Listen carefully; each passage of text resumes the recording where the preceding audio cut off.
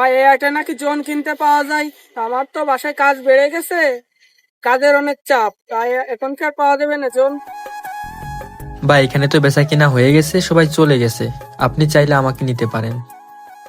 তোর তো একটা হাতই নেই, তা তুই কিভাবে কাজ করবি? তুই তো একটা প্লেটের রাস্তায় বসবি, যা 2-4 টাকা হয় তোর জন্য অনেক। কিরে বন্ধু, তোর না আমার সাথে এক জায়গা যাওয়ার কথা ছিল, তা চল গুছাই আয়।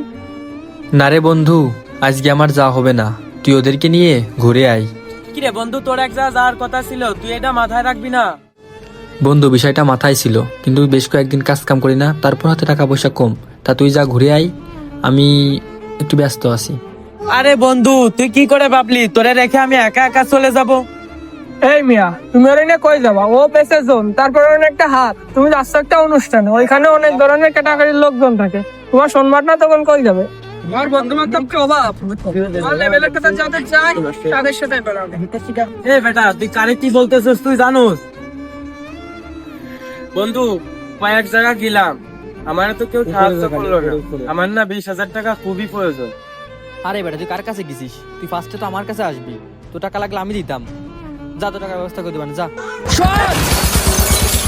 আজকে যে ওর হাত নাই, এই হাত নাই শুধু আমার জন্য, ও নিজের জীবন বাজি রেখে আমাকে বাঁচাইছে। আরে তোরা কি বুঝবি, তোরা তো বড় লোক মানুষ, গরিবদের কোনো প্রশ্রয় দিস নে। তুই যে ওরা অপমান করে কথা বলতেছিস, নেক্সট টাইম তোরে ছেড়ে কথা বলবো না।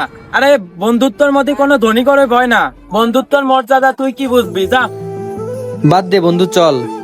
আমাদের ভিডিওটি ভালো লাগলে ফলো করে পাশে থাকবেন, ইউটিউব থেকে দেখলে সাবস্ক্রাইব করে দেবেন।